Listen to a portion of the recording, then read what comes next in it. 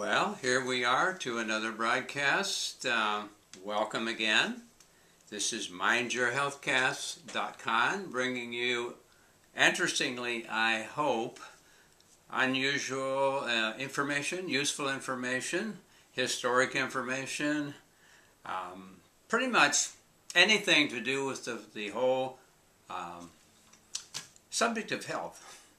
Basically, what we want you to do is not just do what I tell you, because these are all my opinions, and I'm not giving you medical advice of any kind, but what I am doing is giving you some provoking information and challenging you to go out and look into it yourself, because we want you to make your own decisions. You're in charge of your health.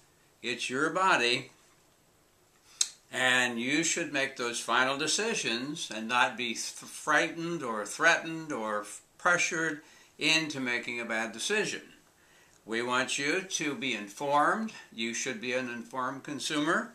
I want you to be able to go to the doctor and ask intelligent questions.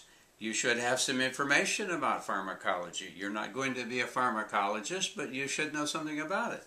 You're going to know something about nutrition. The doctor is not going to be able to put you on a standard diet. You're going to have some knowledge. All of these things that are being shoved on people today, either pressure from the doctor or from advertising that is coercing you in a way or scaring you into or promising you things that are not going to be delivered, and having you spend $1 trillion or $2 trillion for a lot of this stuff that basically, once you look at it, you will begin to question. But unfortunately, our country and many other places of the world have become like zombies. Just take what's handed to them and take it and go on, not pay any attention. If they paid $20 a pill for something that hasn't really done anything for them and may have more detrimental adverse effects than having done nothing. So at any rate, I want you to be informed. I want you to be challenged to go and find out on your own. We're giving you huge amounts of books. You can go to Amazon and track down on any of these given subjects dozens of books. Of course, you're not going to buy them all, but you should look at those that are on the two sides, those that are for and those that are against, and you should make your own decision. So that's what I am, is a provocateur. I am provoking you to and challenge you to go out and find out on your own. Now, as you probably know, the last couple of broadcasts have been on psychiatry. Are you out of your mind? Remember, I made the statement, and I've said this to people before, anyone who would go see a psychiatrist ought to have their head examined. That's meant to be a joke, but a truism at the same time. Before you go, you need to look into what it is you're getting into. All psychiatry is not the same, and when I say that, I mean that there are a few psychiatrists that are out there really trying to get people well, and then there's a lot of psychiatrists out there who are going to pump into you some type of a medication that's going to try to manipulate, maneuver, control, in some way alter your brain chemistry to get you in line. Now, I talked about some of the key people last time, or the last two times. Dr. Peter Breggin, who's a psychiatrist graduate of Harvard, who wrote the book Toxic Psychiatry. I would challenge you to read that book, and he has one that he put out. Are your symptoms or problems because of the drugs you're taking? He's against using psychiatric drugs, and of course that's where modern psychiatrists has gotten into. That's how it's taught today. So that they don't do psychotherapy like they used to. I'm not saying there's none out there, but I've met a lot of them, and on both sides. Those who have continued to use drugs, as has been taught in the last several years, and those who have found out they weren't really helping people and have looked for other methodologies. I even mentioned that there were some people like Thomas Zass, who is an MD psychiatrist, wrote a book called The Myth of Mental Illness, along with several others, and R.D. Laing out of Great Britain, who challenged that it really even is mental illness, that it basically is person adapting or coping with their life, their conditions, or whatever, and it's a period of transition that they go through. So it would not hurt to look into their material. Now, I know it's not popular because it doesn't sell drugs, and it doesn't sell a lot of other things that have to do with the modern medical establishment. In fact, Thomas Zass compares it to the Inquisition. Things like the psychosurgery, prefrontal lobotomies, transorbital lobotomies, electroconvulsive shock therapy, insulin shock therapy. All of these things are very barbaric because at least the two of them, the electroconvulsive therapy and the psychosurgery, is really not reversible. So once it's done, it's done. It's like doing an organ transplant. Once you take the old organ out and you put another one in, it's all over. You now are stuck with a whole new routine that there's no way of getting out of. Can't change your mind after that happens. So anyhow, we've covered psychiatry, I think, fairly well. Of course, it's not possible to give you every detail, and some of the material I've probably given you didn't even understand anyhow. I throw a lot out there. That's why it behooves you to maybe get the DVDs if it really interests you, and take your time and wade through it, look at all the references, and, as I say, draw your own conclusion. Now, a lot of times people have asked, okay, now you've raised all these questions, and you've questioned all these psychiatric drugs that are being used, and lack of psychotherapy, lack of really changing. Now remember, I've mentioned it more than once in relation to modern pharmacology. They basically, the products that are produced in modern psychiatry, as well as regular medicine, physical medicine, since we seem to have separated the two, anyhow, they're not designed to cure anything. In fact, in most cases, the cause is never going to be uncovered, and it's not important because there's not drugs for the cause, there's drugs for the symptoms. And if you look, you'll see in the Materia Medicas, PDRs, and so forth of regular medicine, you're going to see that it says for the relief of the symptoms of, or management of the symptoms of, but it's not talking about cure. And so good psychiatry or good medicine is going to work toward curing the problem, meaning that they're going to help the body to take care of itself. Now, actually, no doctor can cure anything, and no pill's going to cure anything. But there are things you can do that can help your body get back into its own homeostatic condition, that it can help itself. Now that, to me, is the better state, if we can get your body back to doing its own thing. I know in my clinical work over the years, I have never worked toward having a patient for life coming back every week, month, few months, or whatever, on and on and on. We want people to learn how to live healthy, and we want to help their body remove the blocks that may be inhibiting them getting well, and allow the body to correct itself and then stay well. Now, of course, if we continue the corrupt lifestyle that we may have been leading up to that point where we had some major issue develop, then if we continue to live that lifestyle, then you can probably anticipate, yeah, you're going to have it again. Because that's what created the problem. That's what stopped your body from being able to correct itself. The toxic overload was so great it couldn't do it anymore. The stress was so great your immune system is impaired or shut down.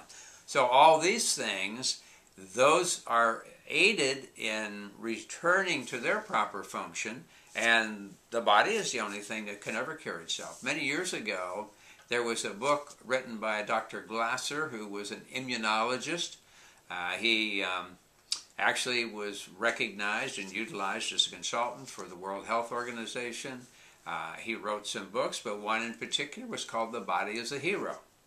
And you know, he says in that book that probably only once or twice in your life would you have some unusual situation that might call for antibiotics. Now, he said maybe once or twice.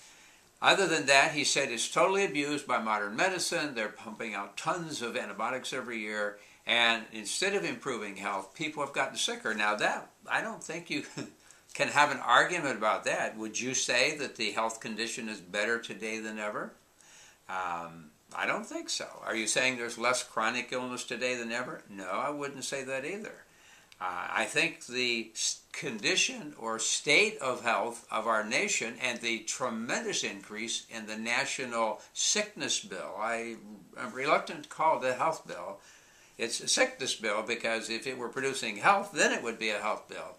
But it's the bill that we're paying is a sickness bill because of all the issues that have come up where we have not gotten our body well, but we've continued to manage symptoms as our body went downhill and has gotten sicker. So the same thing is true on the psychiatric side. I guess I keep hammering on these things because, you know, it takes a while to wake up. Sometimes you have to slap one cheek, and if that doesn't quite do it, you slap the other one. If that doesn't quite do it, you go back and slap them again until, wow, one time you wake up and say, wow, how did I get here? And so that's what we're looking for.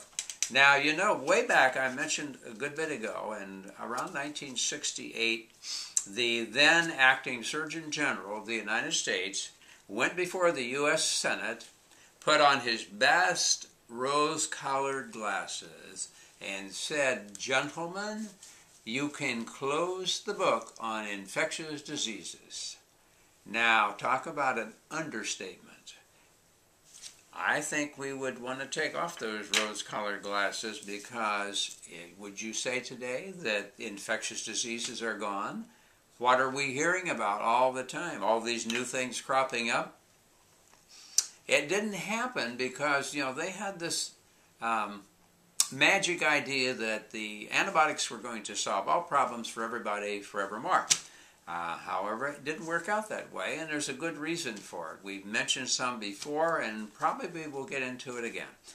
But what we need to do is wake up to the fact that if we don't take responsibility for our own health, no one is. Now, there's people going to be willing to sell you a lot of things to manage your bad feelings for a while, but you know, every one of those pay a price. And that price is those little low monotone statements that are made, and sometimes not even verbalized, just written on the screen of your TV when they're touting a new drug. If you look at that really carefully, you will find that, whoops, you know, my nose may not run after I take this drug because one of the chemicals in it is going to turn off the goblet cells on the mucous membrane, which produce mucus, which is to flush out toxins from having picked up a virus or dirt from the air or whatever. That's what those goblet cells do. They produce mucus to, number one, kind of keep wet and protected the mucous membrane, but number two, they produce a lot of mucus when they're flushing something out that needs to get out. So one of those things that you're going to be taking is a decongestant, and the other is going to be an antihistamine that are incorporated in most of these things. Now, the antihistamine shuts off the white cells that are producing the histamine, which is bringing the blood and lymph and so forth into the tissue. And what does that do? It's there to help your body heal. It's bringing in lymph, white cells, nutrients, so it can heal. Now, if you take a substance that turns that off, the swelling goes down, but what happens? It takes it longer to clean out, or you stop the process, because if you throw in some antibiotics on top of it, you're going to turn the immune system totally off, and so you're going to be left with a lot of toxic debris in the sinuses or wherever it was, the lungs, the bronchial area, Now, down the road, what happens when you keep doing that? At some point, something big is going to happen. Things like cancer and all of those, because those stored up toxins begin to damage cellular function. So, you have to begin to see the big picture, the real picture. And so when it comes to the mind, the brain, we need to think the same way. And as I told you, my training was back when they were doing some psychotherapy, but as the years went by, they ended up moving away from that and getting into psychopharmacology. We're going to manage every type of symptom with drugs. Easy for the psychiatrist. They can write a prescription. You're out the door. All over. However, is it all over? Of course not, because you haven't solved the problem. Why were you depressed? Why are you having anxiety? Why are you having these extreme ups and downs like manic depressive? All of these different things. Why are you having all that? And nobody's asking that question. They're just saying, oh, you're depressed, here, take this pill. Oh, you're anxious, take this pill. And if you're this or that, take this pill or that pill. Are any of those addressing the real cause? No. Are you finished with it or done with it? No. It's always going to be there. We even mentioned that some of the antidepressants, meaning the serotonin reuptake inhibitors, the SSRIs, the action is somewhat similar to LSD, and interestingly, the major company for Prozac also was the manufacturer of LSD, which they had hoped they were going to market big until it became outlawed because people were stabbing out their eyes on a bad trip, or they were jumping off buildings thinking they could fly, doing all kinds of strange things that they just couldn't really justify. It was so bizarre they couldn't justify it. So what did they do? They came back with another drug that has a similar effect, but not quite as strong, so that they call it a mood brightener. Well, before with the LSD, it was a mood trip, way up in the air. The problem is it was so potent that once it happened, you might stay on that trip or even have flashbacks to it many years later. So anyhow, it became this big market for medication and drugs. Now, those of you who have listened to my information on psychiatry and that you think, well, maybe I would like to consider some other alternative, we're going to talk about it because the title of what I'm talking about today is, What Can We Do? I mentioned that I might come back with some possibilities, alternatives, and I decided, yeah, let's just go ahead and do it right now. And so we'll end up with a trilogy, really. The 2 on psychiatry, and then 1 on what are some things that we really can do, whether in terms of psychiatry or even ourselves. So you know the 2 big branches today are psychiatry, which is a medical doctor who has been trained in psychoactive drugs. Not necessarily trained in psychology or psychotherapy to any degree, but trained in psychoactive drugs. And then we have the psychologists, the clinical psychologists. These are the 2 biggies as far as out there. Now, we have some subs to a lot of that. We have mental health counselors, family marriage counselors.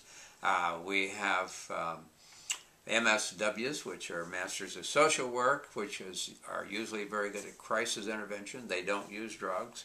Clinical psychologists haven't used drugs. Mental health counselors, none of those use psychopharmacology. However, the way it's been going, they're being told, well, now if you don't think you can help the problem, you better send them to a psychiatrist so they can get an antidepressant or an anti-anxiety drug or whatever.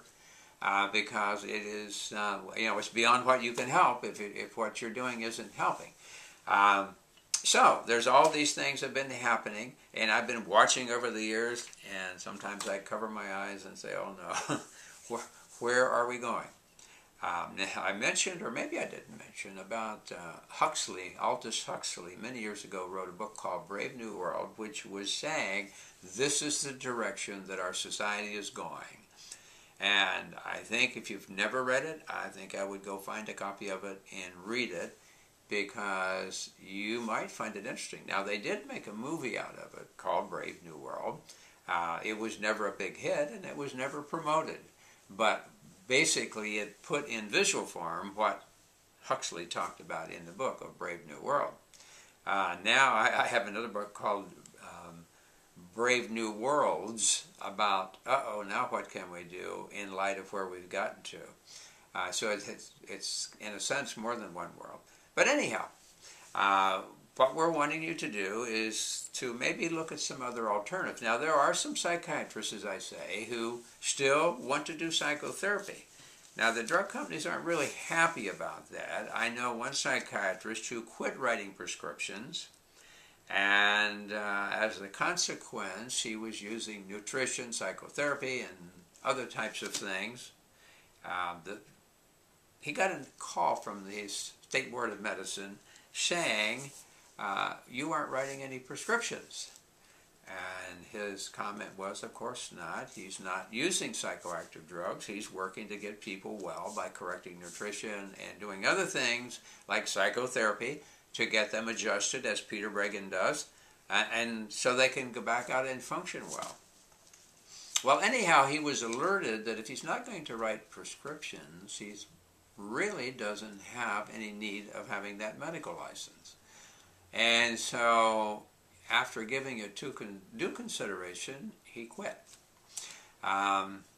Now, I know this has happened to some other doctors. I think I've mentioned this a little bit before, but I've mentioned so many things I know they don't take. So sometimes we got to keep reinforcing and reinforcing until finally one day we go, oh, yeah, that makes sense. But it didn't. You heard it, but it just didn't click. And the reason was maybe you didn't know some other things you should have known that would have made it click easier. So that's why we're going roundabout. We keep throwing in some of these important facts and working on getting you alerted and your mind paying attention. What we're doing is decommissioning your mind filters. I don't know if you recall us talking about that, but the mind filters were things that comes out of NLP. Now, we'll probably talk about that a little bit. NLP is a type of cognitive behavior therapy, or cognitive therapy as they sometimes refer to it today. And NLP, they talk about the fact that when we're born and as we grow up into this world, we, depending on what our background exposure is from family, friends, schools, and etc., we are, I guess the simplest way to say it is we're programmed into a set of mind filters, which is a way of viewing the world. Now, the mind filters basically are three types, which they either delete, distort, or generalize information coming in through the senses. Now, that means that when you see something, it doesn't come straight from your eyes into your conscious awareness. It goes through a filtration process, and therefore it gets filtered out or in some way altered. And so then what we see was not necessarily what really happened. It was what we allowed to get into our conscious mind is what actually we saw. That explains, of course, why three people can see an event or an accident, and guess what? They didn't see it the way you saw it because they had a deletion filter that did not let them see certain aspects of it. Or they had a distortion that instead of it being the way it was, it went through a distorting process that was more acceptable to the person.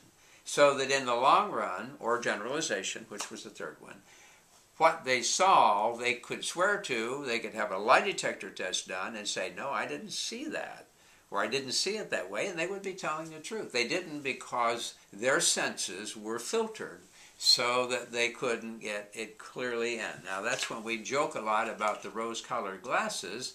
When you wear rose-colored glasses and you're not aware you're wearing a rose-colored glass, guess what happens? The whole world looks like a rose or a rosy. And so you can't see green things or brown things or all those very well, or if you do, they're distorted. And so they act as filters. Now, if you don't know that you have these sets of glasses in your mind, then you see the world a certain way. So we basically are challenging or provoking you to get rid of all those things so you can see properly what's going on and at least have a clearer vision. Can we ever get rid of it totally? I don't know. It might be very hard. First of all, you have to be aware that it's there. That's the first big step. It's even in ourselves. You know, there's parts of us and things about us that we never see, but other people see. And there are some things about us that we see that no other one sees. And then there's things about us that we see and everyone else sees. Then there's things about us that neither we nor anyone else see.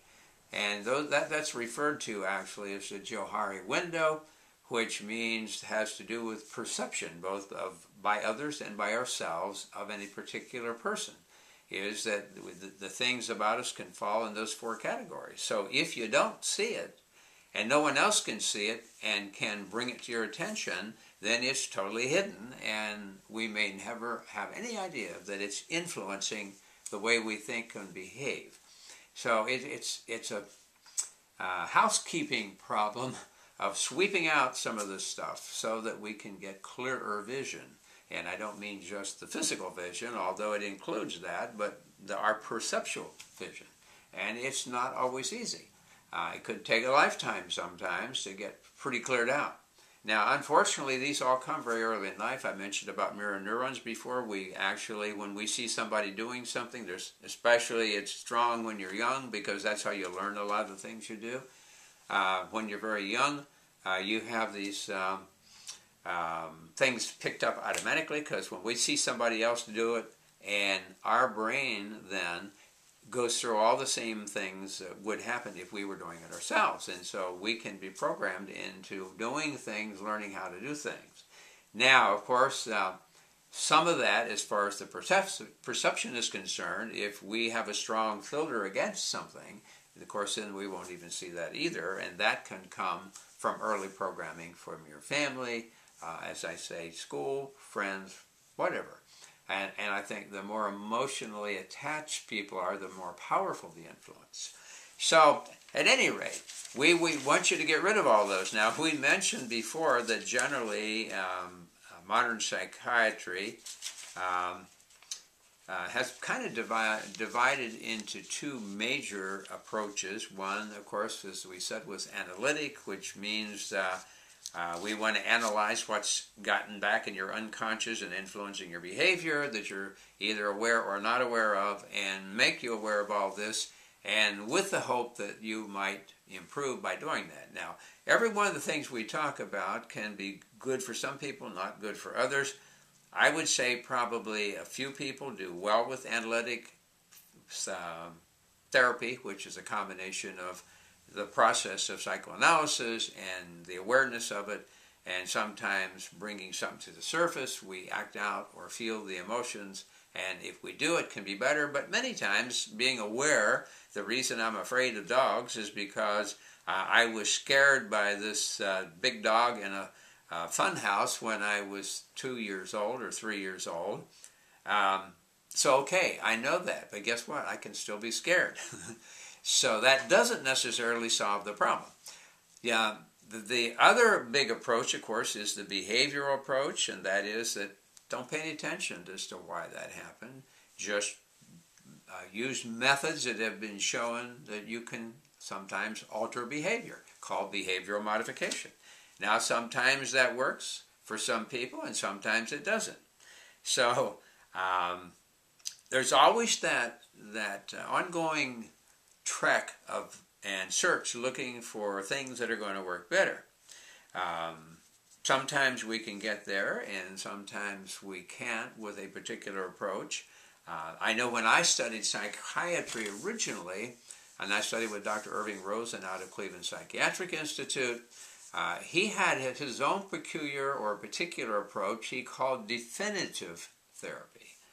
Now, definitive therapy means you define where the patient is and you adapt your approach based on where they are, not having some generalized approach that says, here's the way everybody gets treated. Now, that's what's happened to modern medicine and, in a sense, to modern psychiatry.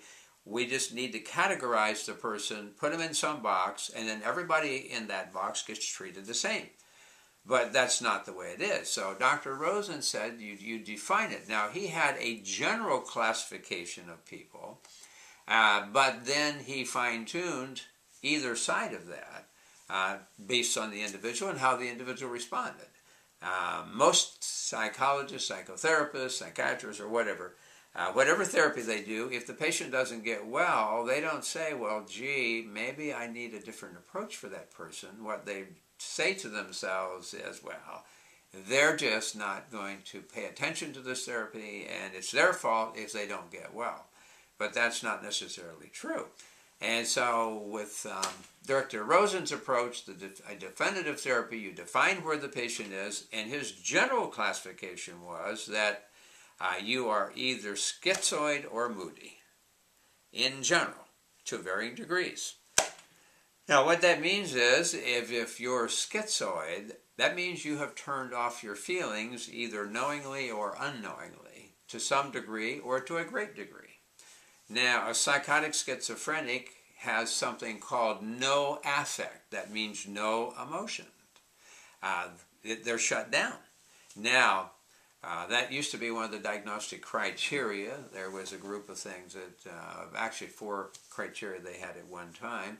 I haven't followed up today according to the DSM what their diagnostic criteria is for sure today, because I'm really not into the diagnosis of diseases, illnesses, etc. I'm into helping the person's body get cleaned up and balanced so it can take care of itself. Totally different approach. But at any rate, Dr. Rosen said if you're schizoid, you either willingly, meaning you suppress, or not knowingly, repress your feelings. You just shut them down, put them aside to some degree. Now, if it's to the point that there's no feeling at all, then it's pretty extreme. But most people are not there. They're just at some level along. They tend to hold back their feelings and so forth. So those were the schizoid people. The other general class of people were the moodies. Now, the moodies means they're emoting all over the place. And so because they're emoting all over the place, that means that they need to learn or in some way get in control of their emotions. So here you have the one over-controlling, and here you have the one under-controlling or no control. And so those are the moodies and the schizoid. So he said then if there tend to be more schizoid, then you must pick some therapeutic approach that addresses them getting in contact and with their feelings and being able to express them. As opposed to the moodies who said, now wait a minute, you're emoting all over the place. You need to learn how to not pour all this stuff out first. You need to be able to think and in some way manage those. So there was a therapy in general, not that he necessarily used that one, called reality therapy, that was by Glasser. Basically what they did is he helped the moody people better. The other one was Gestalt therapy that was put together by Fritz Perls, I say, is probably the main proponent of it. It became known as Gestalt therapy. A Gestalt is a German word which has to do with configuration. I guess that's probably the closest English word, which doesn't tell you a whole lot. But Gestalt people have the emotions in check in some way, either somewhat or a lot. And the bad thing is, and the reason it was called Gestalt therapy, the bad thing is that once these things are being suppressed or repressed, it takes energy to keep those there. So here you've got this problem back in your mind that keeps wanting to come out and express. And it wants to be resolved. That's really what it wants. Because in Gestalt concepts, anything that wants resolution tries to get your attention. Common everyday example, hunger. When you're hungry, then you want to eat. Now, you can ignore it for a while and keep pushing it back. So you've got something else in the foreground you want to do. Let's say that you're painting a picture, or you're taking a hike, or you're doing something that you like to do, and so you kind of ignore the hunger, and so you can push it back, you can suppress it for a while, but it keeps trying to get your attention. And so finally, the hunger can get so great that it comes right in front of you and pushes everything else out of the way till you eat. Then once you've eaten, you have satisfied that stressor, and then it moves off into the background, and something new comes up.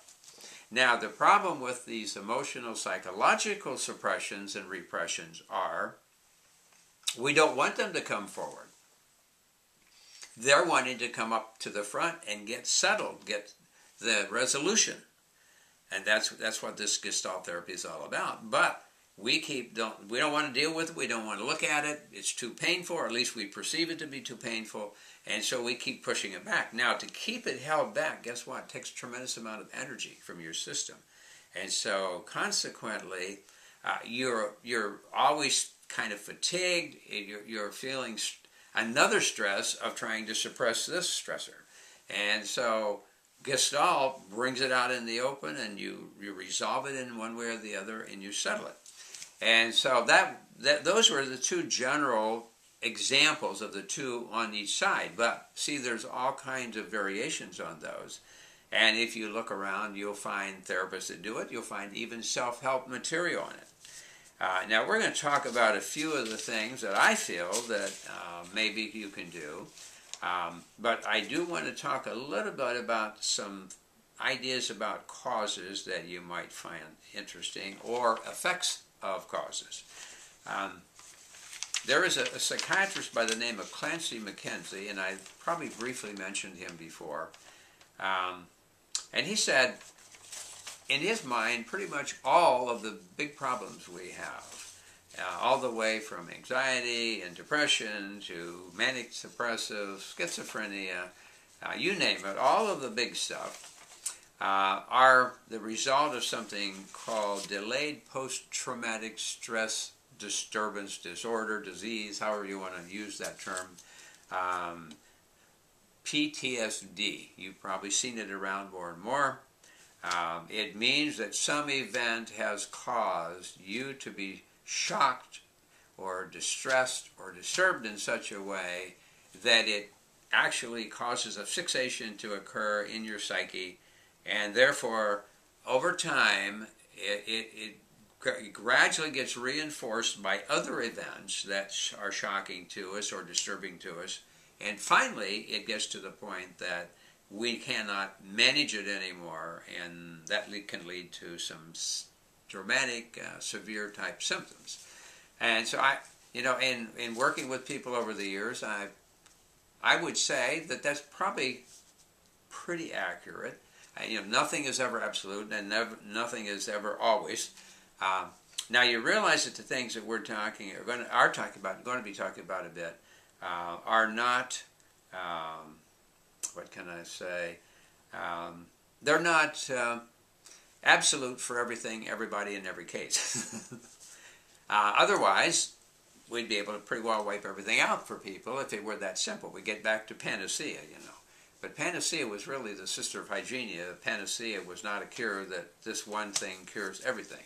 Now, periodically you see some products go to market and they kind of lead you to believe that that's what they're going to do, but you can take my word, and if you don't want to take my word, look it up yourself. It's not going to happen. There is no panacea. There's no one size fits all. There's no cure-all for everybody for everything.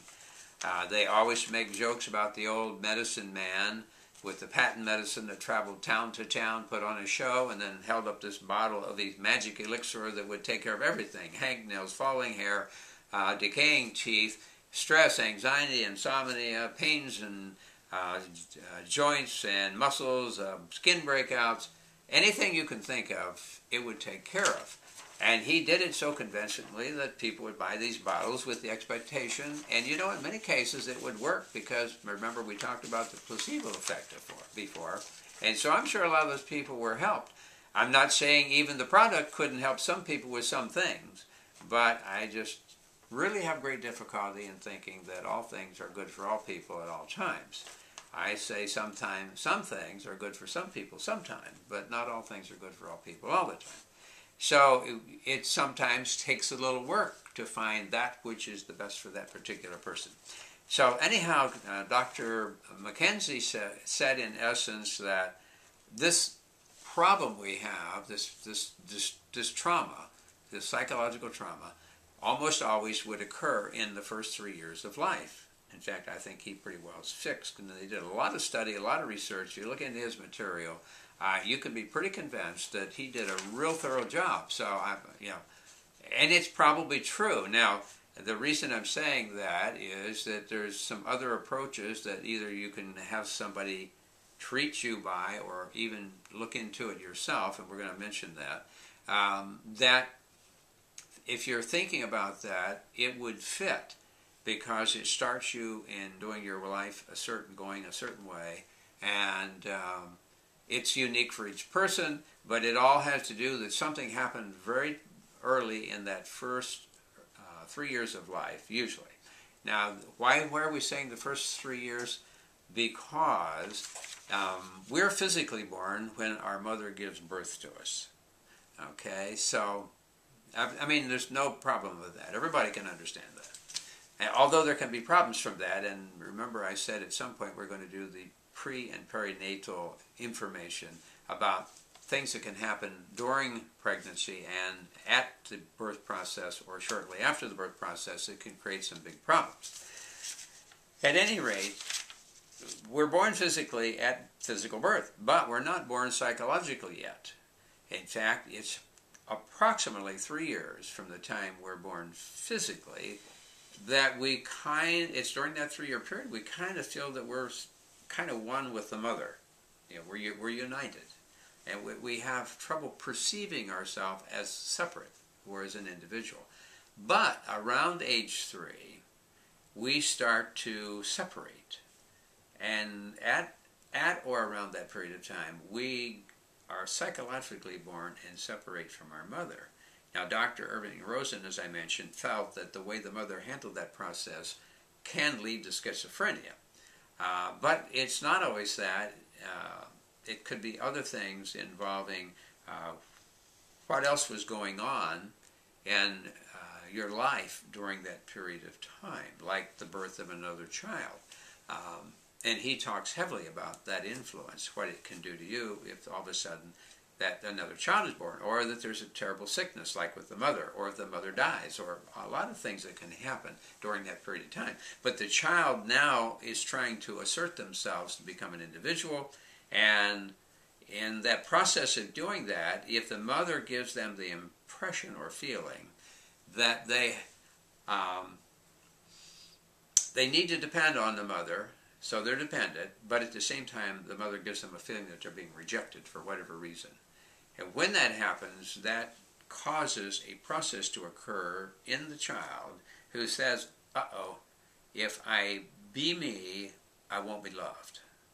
And what is the most traumatic thing that can happen to a child at that age is, it's next to equating it with death. If for some reason I'm separated from the mother, either physically or by her love, I'll die. And so the impetus is, okay, I can't be me, I have to be something else to be loved. And so there's a striving then for the child, even though they're wanting to break away, to in some way keep the love, and that leads to all kind of conflicts.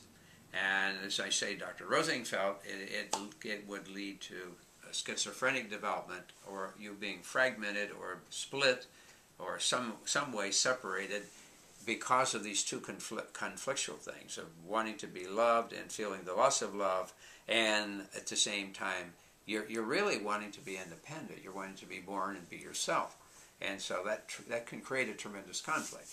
So I like Mackenzie's ideas, and as I say, there's a tremendous amount of research, thousands of cases that he's gone through, but as I say, that doesn't mean 100% absolute in every case this is it. There's other things can happen. There's even physical things.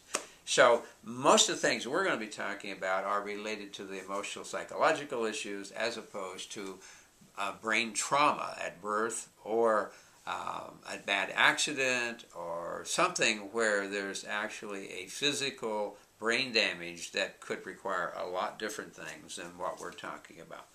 So at any rate, I think that I'd have to say that Mackenzie stands out as having some very significantly good material to look at. The other one is next that I think in line is Dr. Wilhelm Reich. Now, Reich is an interesting person, and it's a whole study in itself to study about Reich, and we're not going to get into all of it. He was a protege of Freud. They had some disagreements. Reich said, you can't... The problem is that the body becomes ultimately involved in your problems. So let's say as a child, you're not allowed to cry. Your parents say, nah, I'm not going to have a crybaby, you can't cry. If you cry, then you really do get punished. Okay, so if you feel the urge to cry, how are you going to stop that? You stop it by doing two things, tightening your throat and controlling your breathing. Because now real crying is sobbing, which involves lungs, chest, diaphragm, and so forth. Okay, so that's not allowed. So if you can't do that, how do you keep that suppressed? You literally, over time, develop a chronic tension in your throat and a chronic tension in your chest. Now, that chronic tension in the musculature becomes an armor against you being hurt. So now you're controlling those feelings. You're not letting them out because it's too scary to let them out because, after all, I mean, even if you're an adult now, that feeling is, it was put in childhood that it's not okay for you to cry. And if you do, something bad's going to happen to you. So you keep controlling that, and so these become chronic. Now, Wilhelm Reich found that there's about 7 different rings around the body of musculature that are involved in the suppression of certain types of emotions. And so he said, once it's locked in the body, you're not going to get rid of that just by talking about it. And so he criticized Freud and said, talking therapy is not going to work when the body's involved. You actually have to physically help break those tensions so that there can be a release, and then you can bring out those emotions and get rid of them. Now, I don't know if that makes any sense to you or not. It did to me. When I studied Reich's work, I thought it was tremendously good. Now, there's some therapists out there who use that today. Actually, it had to do with body energies and the blockage of energies because of these belts of armor going on. And so that meant that it was, until you broke those, you weren't going to make any good sense with your life. You weren't going to make any big progress. You may, have little changes here and there, but the big things that are locked in, you're not going to get out. Now, he called that organ therapy because he said the energy we're dealing with is organic energy that animates the body, keeps us alive, keeps us working. And when you block those energies, you lead to not only blocking in your emotional feelings, but usually some kind of physical problems on top of it. So as I say, we can't get heavily into all the work, but there is an interesting book out there. If you can find it, I mentioned it a little bit, called Me and the Organ, and by Orson Bean, who was an actor. He spent, this is years and years ago, he spent $25,000 for about 3 years of psychoanalysis, and at the end of the 3 years, he said goodbye to the analysts and was no different than when he went in. And so he later found Dr. Ellsworth Baker in New York, who trained under Wilhelm Reich. He went to him, and in a short period of time, he broke through all this stuff and got rid of it, and was amazed that he had spent all this time and money and got nowhere with the analysis and with the work of Baker using Reich's material. And so Baker continued to call it organ therapy. Now, some other people who studied with him, which was Alexander Lowen and Dr. Parakas and so forth, they started another approach.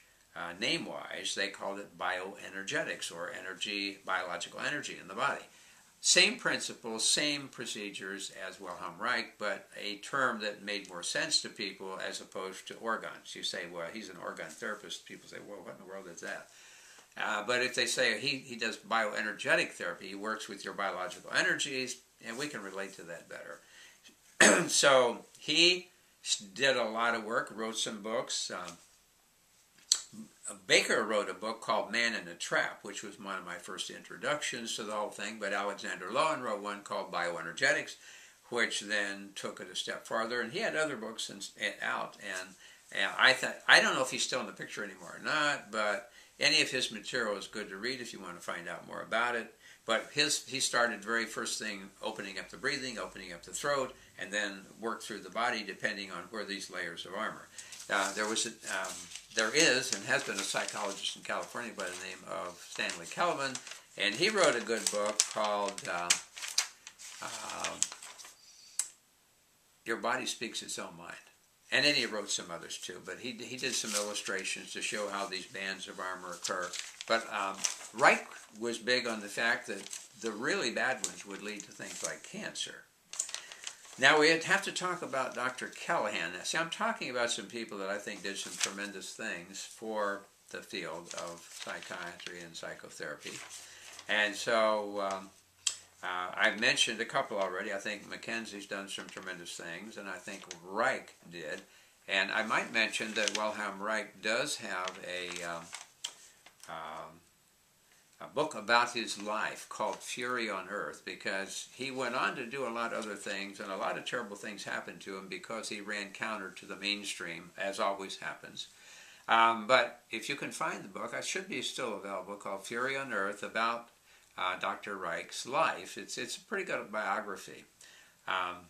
So at any rate, I place him right at the top as far as insights into everything. One of his textbooks years ago, called Character Analysis, was a standard book of psychiatry, but of course as Reich fell into disfavor, it eventually got pushed out of the way and they don't use it anymore, but it's a very good book. And then he did a lot of things. Eventually he considered himself a biophysicist and got into the physical effects from all the emotional things and in terms of illnesses.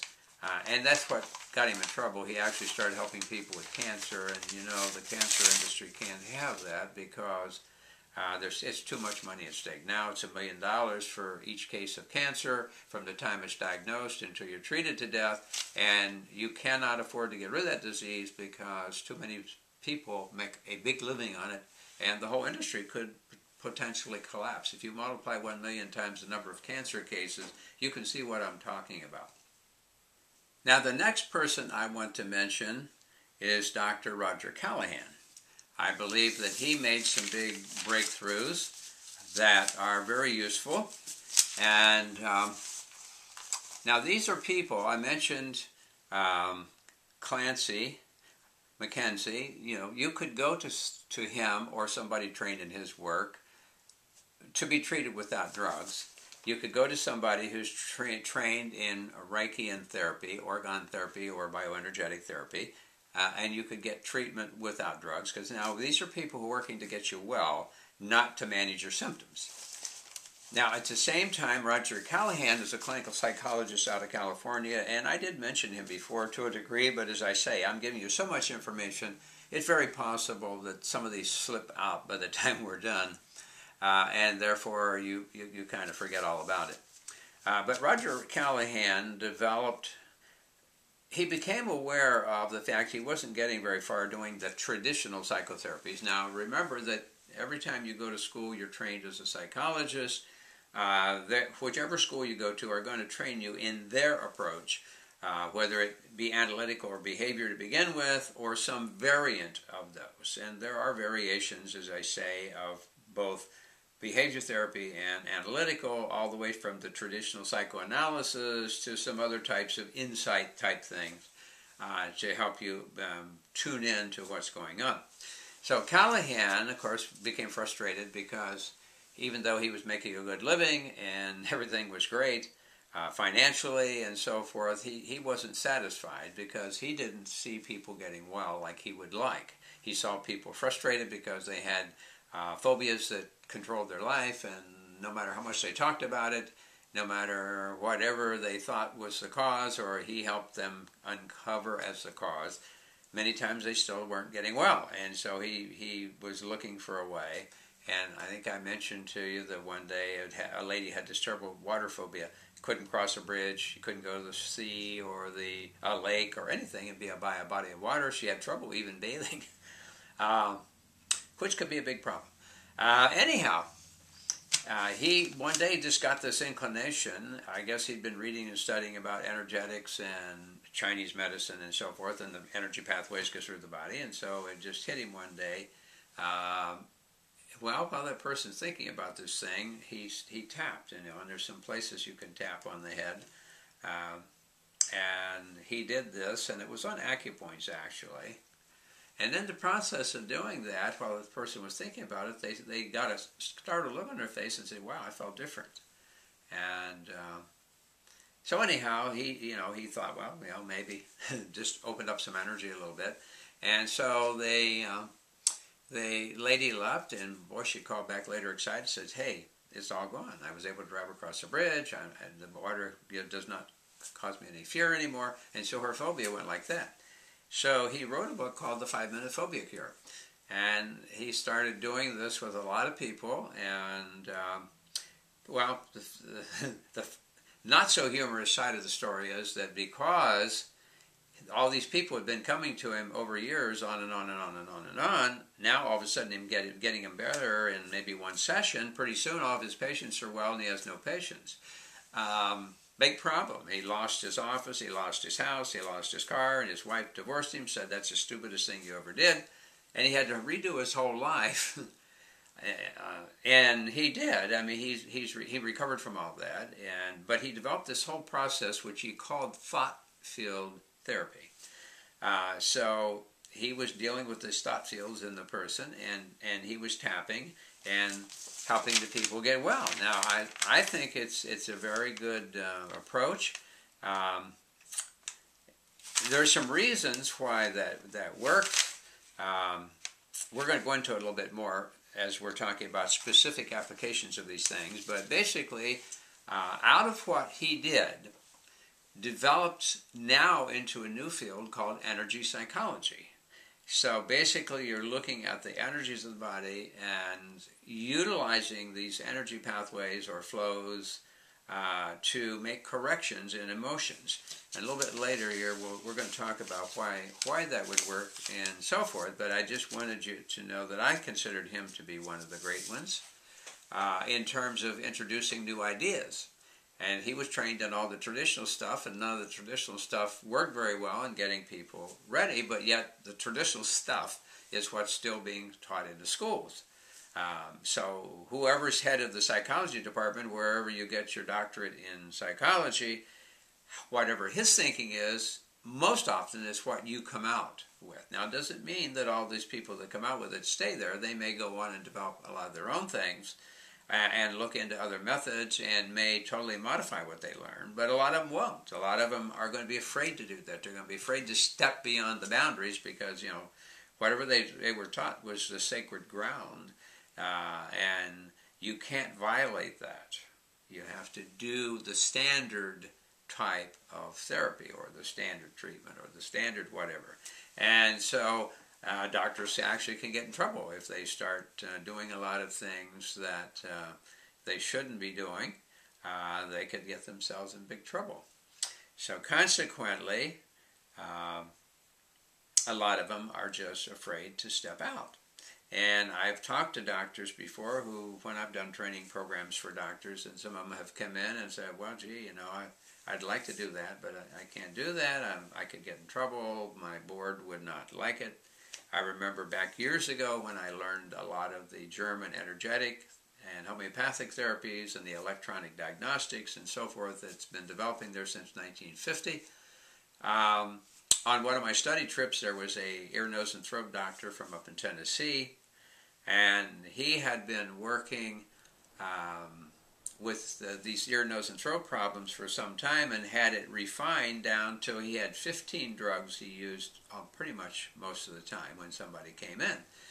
And so he used them so commonly that he had these 15 drugs printed up on prescription pads so that all he had to do is write the person's name in, write the concentration, the dose, and hand it to them.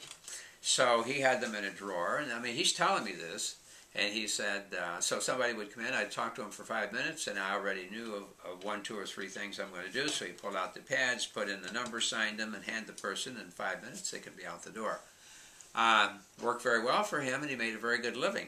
However, his wife got sick, and he was unable to help her. So because he was unable to help her, he went to other doctors, and they weren't able to help her. And finally, he heard about this German doctor, Dr. Reinhold Voll, that started all of the German stuff that I'm talking about.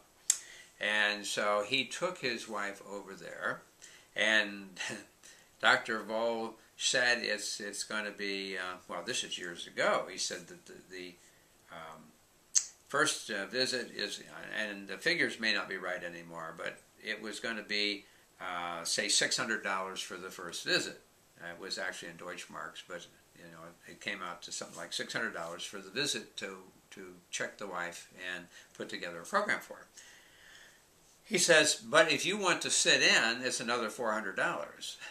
Now, of course, I'm sure what the issue was, he knew that if the doctor sits in, he's going to be asking a bunch of questions, which is going to slow him down, and maybe even argue with him that he can't see why that's going to work and doesn't want to do it that way. So, there's a lot of that could happen.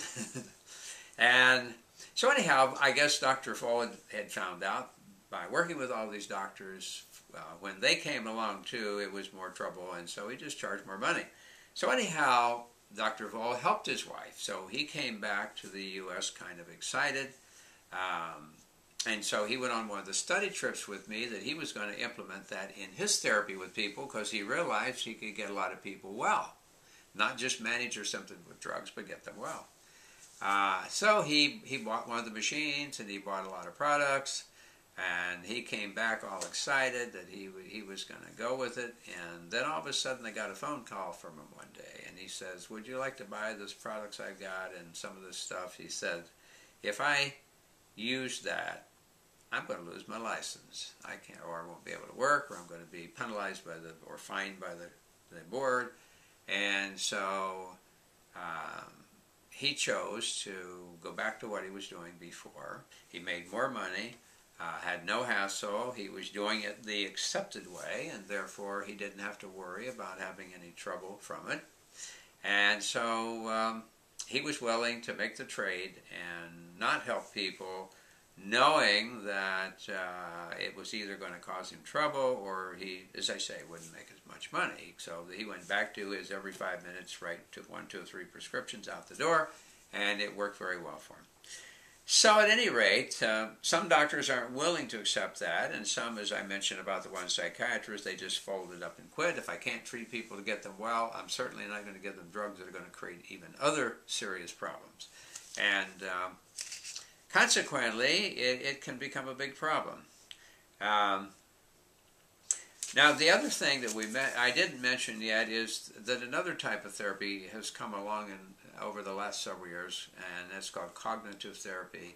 And cognitive therapy has to do with the way you think about things. So if you perceive and think about things in a certain way, sometimes they can be problematic. So cognitive therapy means that you're going to change the way you think about it. And I have a certification, a national board certification in cognitive behavior therapy and an addiction specialist, and I have a diplomate in psychotherapy, board certified psychotherapy. And it's interesting because over the years I pretty much studied everyone that's out there. Even the ones that some people might consider really offbeat or whatever. I want to know how they work and what the effectiveness is, and if there are certain cases where they're beneficial. And so instead of being a therapist that's kind of fixed with a certain way of treating people, I became very eclectic, which meant I gleaned what I thought was the best and what fit the best for certain people. There is so much to cover. What I'm afraid of is that this is going to end up being a 2-session broadcast also. As I say, I want to make it real, I want to make it living, I want to make it integrative in the sense that you're beginning to see the bigger picture and you're being able to put it all together. Now that sometimes is difficult to do that. And so sometimes I have to bring in a lot of other things to make it work well. Anyhow, cognitive therapy has its place and can work in a lot of ways, and one of the sub-uses of that, now some of these therapies, as I mentioned with the energy field therapy by Roger Callahan, you can go to a therapist and get that, which is a non-drug therapy, but a lot of these now have developed methods you can either help yourselves or go to more of a technician that can help you with the technique, and you do it yourself, and you don't then have to be bound and stuck by going and paying big money to big therapists for something that doesn't work anyhow, like get the drugs. You can become your main therapist yourself and your participant. Now again, I'm not giving you medical advice. I'm telling you this is things that I've seen people do.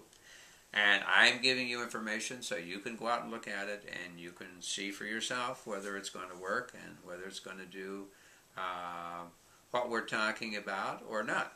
So we're at almost the point that I just want to throw some things in that we're talking about energies. And I think Callahan pretty well demonstrated that. But if we go backward, we find out that we're talking about concepts that developed centuries ago, actually, thousands of years ago. Chinese medicine, for example, written documents go back at least 5,000 years and even beyond that, and they understood energetics. And they understood that these energy channels or pathways go through the whole body and that they are interrelated to the different organs, and they carry information. They carry information to regulate your body, and it's just like it's a wiring system, or that's all interconnected. But if you break or block or create a problem here, then that whole flow changes and it causes problems. And so that's what Callahan did with his tapping. Was that you're stimulating an acupoint, you're changing the energetic condition of it and the pathway that it's tied to. And I know one of the biggies is called the karate chop, which is really a small intestine point. And it just so happens in Chinese medicine that the small intestine has a lot to do with the brain nervous system, and especially the autonomic system. And so stimulating that point is going to stir things up.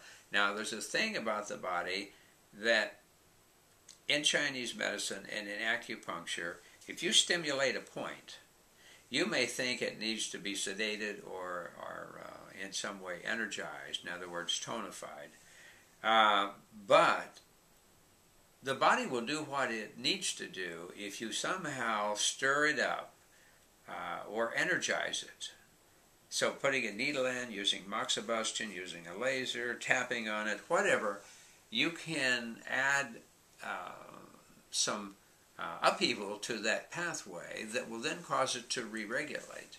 Now, sometimes that's enough to actually have some very powerful effects. So, because you hear about acupressure, where you're basically tapping or rubbing a point, and that's enough to have some big effects in the body. So, we're talking about these energies, and I mentioned that when we have a trauma that we're repressing or suppressing, it has bad emotions, negative emotions. Now, if you want to think of it this way, you can think of emotions and energy being kind of equated, because they do have energy. They mobilize energy in the body. You know, when you get angry, you can break something easier than you could if you weren't angry.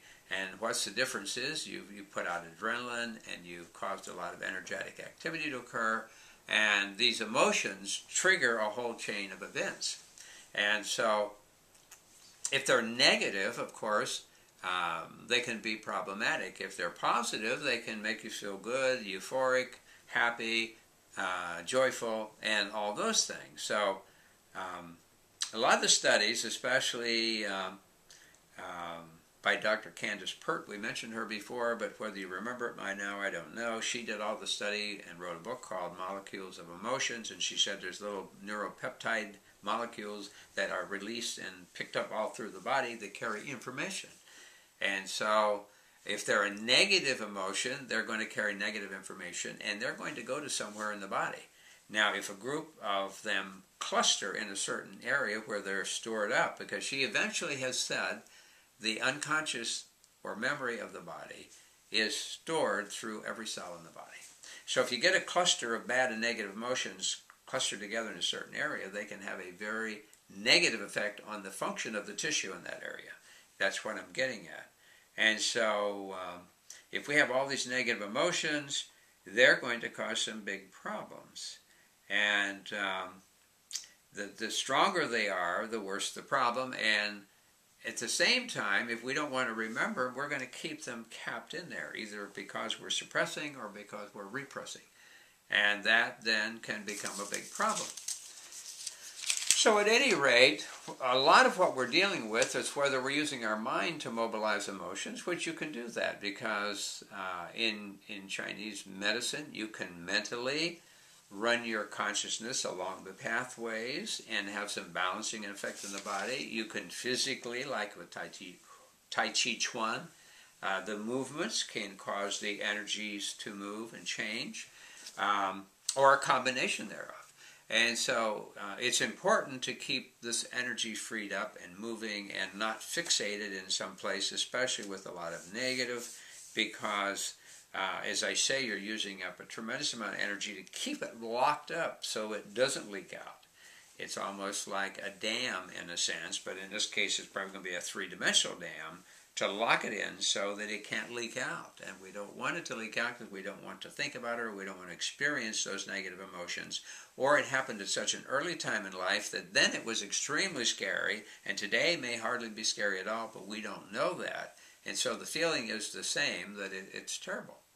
And so, anyhow, we have to think of these energies, and that that's why Wilhelm Reich got good results with his organ, because he thought in terms of energetics and of energy blockages and of tissues being deprived of energy and chronic tensions in the muscles and so forth, that's how you controlled it, and in so doing you did not allow it to be discharged. And so when you did his therapies, you literally could put pressure on muscle groups and cause it to release and start breathing and energizing the body, getting things moving, and it would have a very powerful effect.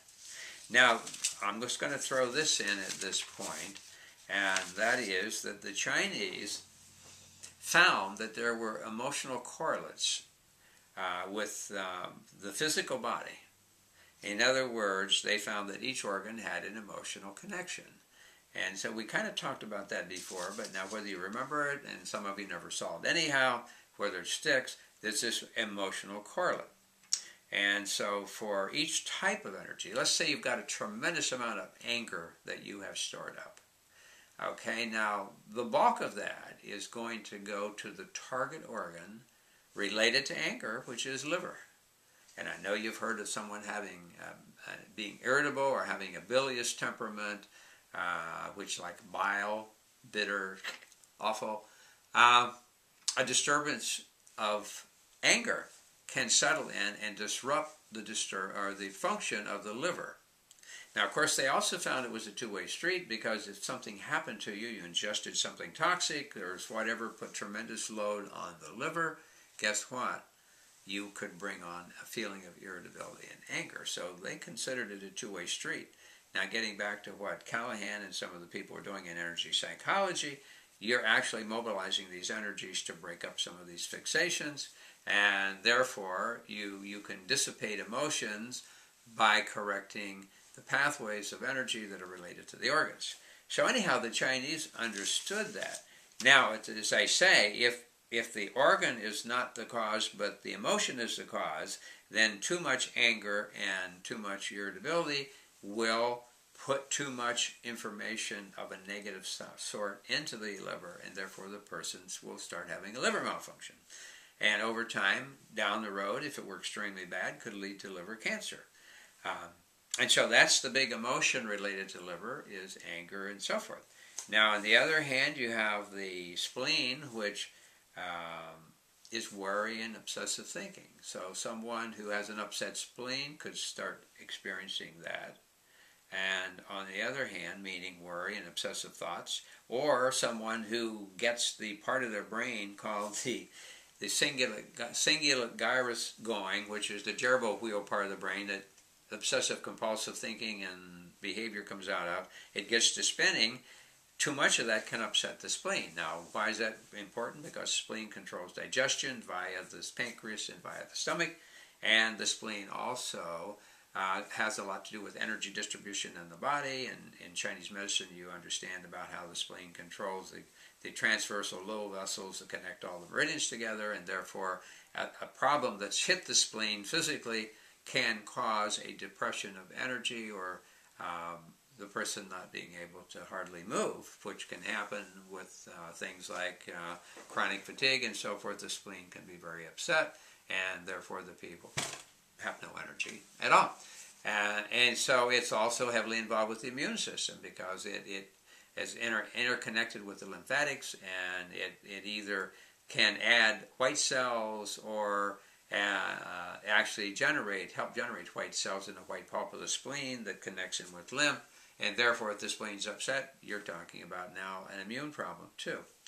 So anyhow, the emotion of constantly running something around in your head, or worrying and worrying and worrying, pretty soon you're going to depress the spleen, and could lead to some serious problems. Now, then from the spleen, we can go to the kidney, and the emotion is fear. That's why you know in the people that under extreme shock or fear could urinate, because it triggered the kidneys because of that fear relationship. And then if you have somebody that has unusual fears, you find out that they may have a kidney disturbance, or they had the fear first and it's upsetting the kidneys. So when people have a lot of fear going on, there's a lot of extra activity of the kidneys because of that fear. Down the road, again, you could be leading to a cancer if you kept pouring a lot of fearful things into the kidney energetic system. At some point, you could have a big problem. The other big one is the lungs, and of course, this is a biggie for today, and I'm convinced, we don't even have time to talk about it now, but I'll just throw it in. The lungs are the beginning of the energy cycle in the body. Starts at 3 a.m. in the morning. And anyhow, it's interconnected with the thymus, which is also tied in with the immune system. And the emotion is sadness and depression. So when you have sadness and depression, you're going to depress the lungs. You're going to put the person in jeopardy. And I think I've cited before, but I don't know how many of you remember a case where somebody worked with tubercular patients years ago, had been working with them for years and never ever developed tuberculosis. But one day the doctor she worked with, who she thought was probably someday that she might marry, came in and announced she was getting married to someone else. It hit her and put her in a tremendous depression. Within 30 days she developed tuberculosis, and in probably about 90 days she was dead, because it hit the lung energetic, and it also weakened it, therefore it was prone to a big problem. And number two, because the lung interconnects with the thymus, because every gland in the body interrelates with one of the major organs. So the thymus, there you're talking about immune problem on top of it, because the thymus has to activate the T cells for your body to build antibodies and all kinds of things. So big problem can occur, and that's why there's so many psychological things intertwined with physical illnesses, and especially cancer. We don't have time to certainly get into that, but just so you be aware of it. And of course, the other biggie that we didn't mention is heart, and heart is very special. The emotion is excessive anxiety or excessive joy. Either one to an extreme can disturb the heart and energetic and create problems with the heart. But the heart also acts as a second brain, and we're probably going to get, and in fact I know we will, get more into the heart when we're talking about the Institute for Heart Math and some of the things you can do for yourself that can be tremendously beneficial to take care of a lot of your own problems. And so the next session, we've come to the end, in fact I've gone over, the next session we're going to talk about some very specific things. I've kind of thrown some in, but we're going to get real specific, some things you can do, and maybe I'll even show you a couple of machines, devices, I should say. They're not big machines, devices that are beneficial, and a type of therapy that I've been working with that can help people break up a lot of this major problems, no drugs, and in a short period of time. So those are both tremendous benefits as far as I'm concerned. So at any rate, at least we've hopefully gotten your interest, and by the next time, we'll go into some of these specific applications of some of these things that we just talked about in terms of principle. Many of them you could go to a therapist for, but many of them you can do on your own. And so we really want to get into the things you can do on your own and get into more detail, and you can read about and make tremendous change in your own life. I mean, I've seen people go from non-functional, once they got tuned in, started getting into it, they were able to do all kinds of things. I guess our time is up. I got to get out of here and let you get on with other things. It was nice for you to be with us again. So I guess next time it's going to be part 2 of what can we do about it? What can we do about our issues? Don't forget, go to our website, mindyourhealthcast.com. And there you can click to this broadcast directly, or you can go straight to freedomcast.com/mindyourhealthcast if you want to go directly to the website where it streams out from. Go and look over the books. We're going to keep putting books in and other things that we are going to be actually talking about. Some of the things are on the site already, on the shopping cart, that are good for self-help, things that you can do for yourself. So we've been adding and developing more things that can help you to help yourself and go into it further. So don't forget to tell other people about the broadcast and have them, when they get on this site, register not to be harassed, because we're not going to be sending out emails to try to sell you something, but we will send out an announcement to the people each week as to what we're going to be covering. And get on the forum if you have questions, comments, or if you have a subject you would like me to discuss along the way, well, we'll do that too. At any rate, I've taken a lot of your time, and hopefully this can be good information. We want you to have a good, broad view of the world and the possibilities and the things that are out there that you can do to benefit yourself, save a tremendous health bill in this country. I shouldn't say sickness bill, because it's not making health, it's actually just managing sickness. And we don't want you to have to do that. We want to cut the bill in this country, and we want to get more people taking control or charge of their own lives and their own health. And I think that you're going to be a better person for it, and we'll all be better because we will have raised the state of health in this country. It was nice to be with you. We'll be looking forward to seeing you again the next visit.